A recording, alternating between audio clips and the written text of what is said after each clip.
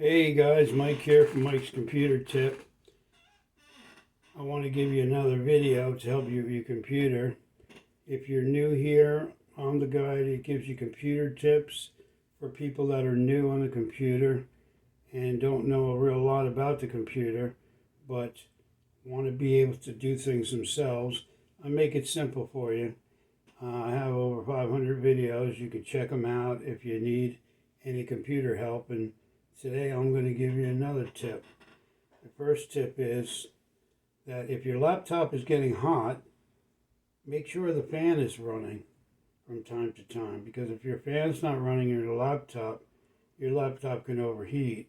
So you might need to get the fan in your laptop changed, replaced, or you have to there's a port on the side where ventilation comes out. Make sure that's clear so the fan can disperse the air out, and then it'll cool down your laptop. But if your laptop still stays hot, you have to be careful, and you can also go and get a pad underneath it that has fans on it, and you can get that at any of the big box stores. Excuse me. And put that underneath the laptop, and that'll cool the laptop off. And also your power cord to your laptop. Make sure the light is solid green on there. If your charger is solid green, then your cord is working good. If it's not solid green and your laptop's not charging, replace that cord. Replace your power cord, and you can easily get that. And you can also change your battery. If your battery is not charging your laptop, you can get a power cord and you can get a new battery. Just go to eBay or Amazon, and they're pretty inexpensive. Just type in the model number of your laptop, whatever model it is, say Dell or Acer or HP, and then put replacement battery on Amazon or eBay, and you can get yourself one for probably under $20. Depending on the model, they vary in price. But replacement batteries and chargers for laptops aren't very expensive. If you get the name brand, you're going to be paying more. But there's a lot of third-party vendors that sell compatible ones that will fit laptops. And you could even get universal laptop ones that fit, 5 or 6 different types of laptop manufacturers. But I would try to get the same one if possible. So just check your model number. Go to eBay or Amazon and type that in. Another thing is if you have a desktop computer, every once in a while I recommend you turning it off, if it's a tower, and then pulling the power cord out and opening up the side, pulling the side off. It's very easy to do. And if you have a lot of dust in it, blow the dust out, and that'll make your computer run a lot smoother and cooler. Eventually, if you smoke or if you have dust in your house, what happens is you accumulate a lot of dust in your desktop, and you need to get that dust out of there. You can use a vacuum or you can use a brush or something and just get all that dust out of there. And then once you turn it on, it'll start running cooler, and it'll last longer too. And it's safe, to prevent a fire too. If you have a lot of dust in there, dust could catch on fire, so you don't want a lot of dust to accumulate in your desktop. Make sure time to time you open up the side. It won't hurt anything, and you just get the dust out and then slide that back on and put the screw back on the side of the tower, and that'll really help your computer, your desktop computer. And another thing is if you have a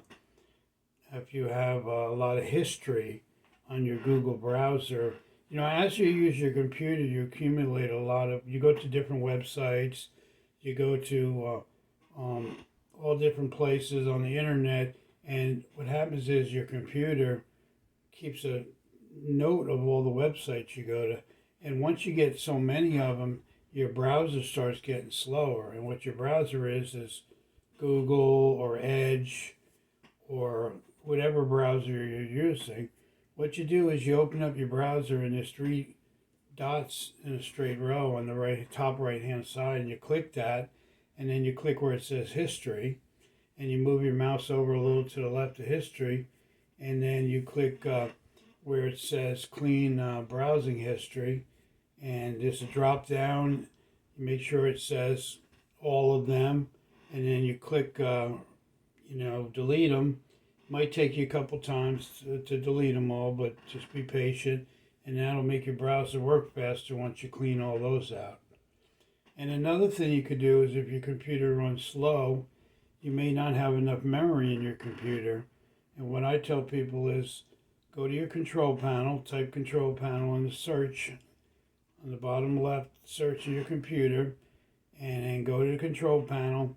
And then if you only have a certain amount of icons there, go to the right hand side and click, show bigger icons in the drop down, and go to the system icon and double click on the system icon.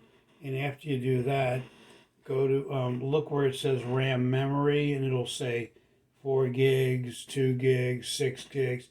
If you have like 4 gigs of RAM memory, you may need to upgrade it to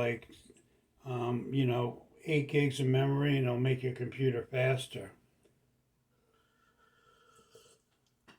So look into that, and adding more memory will definitely speed up your computer. Another thing that'll help speed up your computer is an SSD hard drive, which is the new hard drive that's out on the market. And it's like 10 times faster than a regular hard drive. If you have a regular hard drive in your computer and you want to switch to an SSD hard drive to make your computer faster, you need to take your computer to a shop, and they'll put an SSD hard drive on it, and they'll put all your information on there, and you'll see your computer working so much faster. And they're not very expensive either. So call your local computer repair shop and ask them about SSD hard drive. You could even ask them about adding memory. Those two things will speed up your computer. So hope you enjoyed these tips. I just left you with a couple tips, and I'll be giving you a lot more tips in upcoming videos. So if you have any questions, make sure you leave them in the comments. I'm glad to answer any question computer related. Or if you're new here, consider subscribing to my channel. I come out with videos every couple weeks about how to make your computer run better and how to repair your computer yourself. So thanks for joining me, and enjoy your video, and I'll see you in the next video.